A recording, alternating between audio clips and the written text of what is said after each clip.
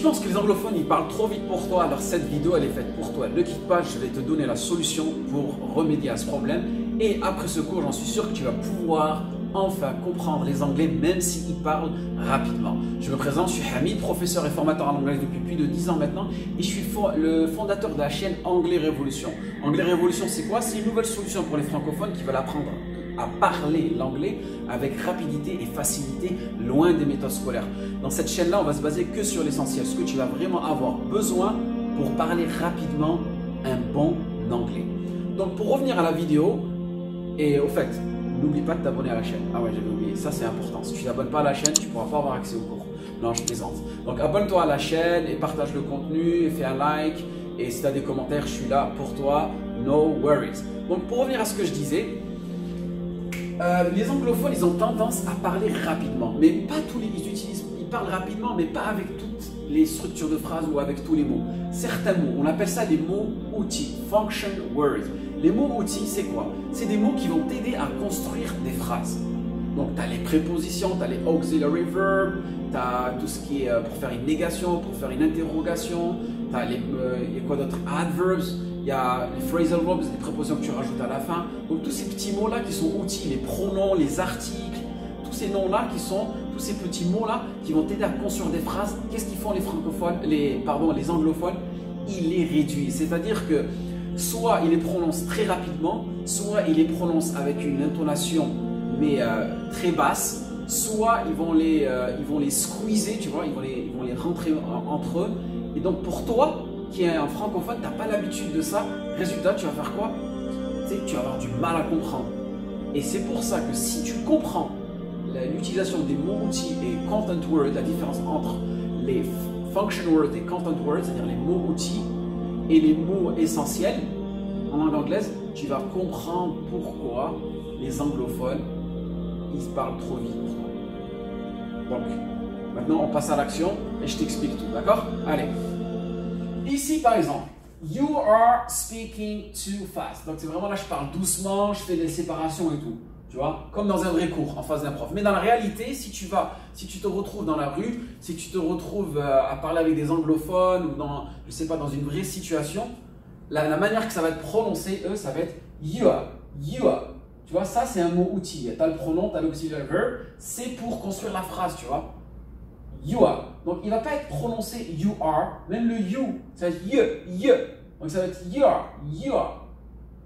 You are speaking too fast. You are speaking too fast. Et l'intonation va être sur speaking. Tu vois? Exemple numéro 2.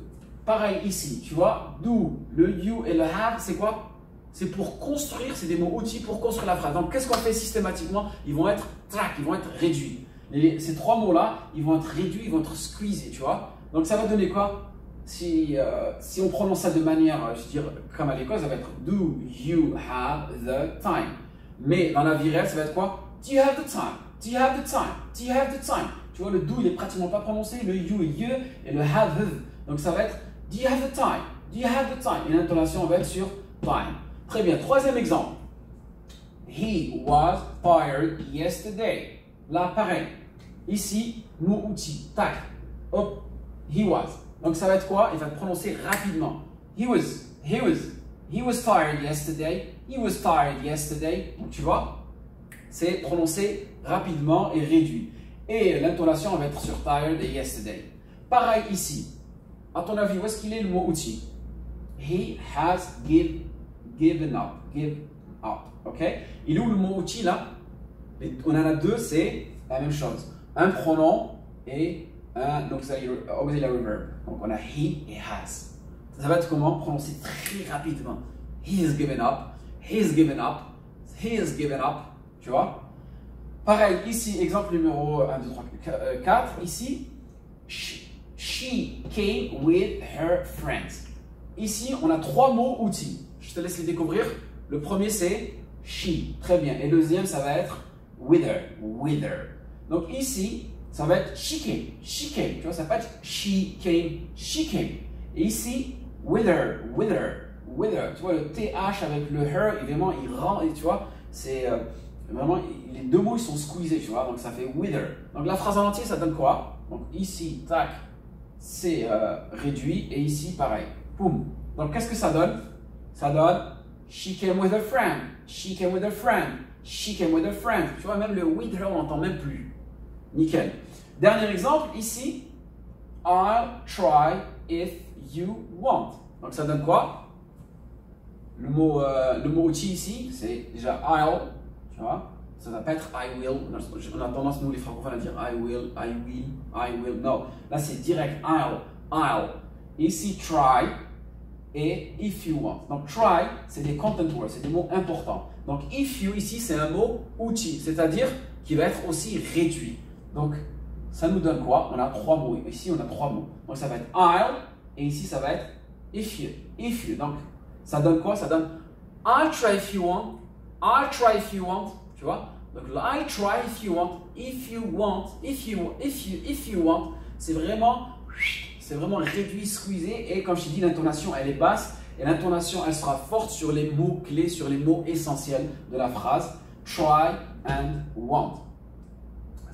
Voilà. Pourquoi? Parce que c'est les mots, dont on veut vraiment la signification, c'est les mots dont on veut vraiment attirer l'attention sur. Donc c'est pour ça que tous les mots outils, ils sont plus ou moins négligés.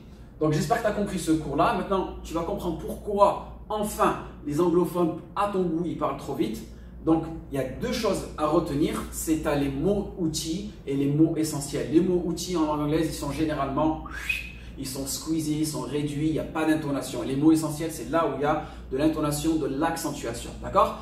Qu'est-ce que c'est un mot outil? Un mot outil, c'est tout ce qui est préposition, auxiliary verb, les articles, les pronoms. Tu vois, toute cette catégorie de mots qui servent à construire des phrases.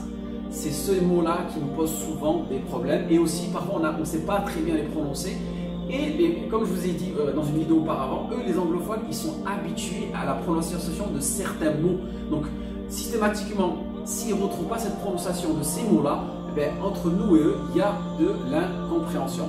J'espère que ce cours t'a été bénéfique et que ça a été une vraie solution pour toi. Donc, n'hésite pas à t'abonner à la chaîne et à liker. Et je te dis, see you for another course. Et n'oubliez pas, Anglais Révolution, c'est votre solution.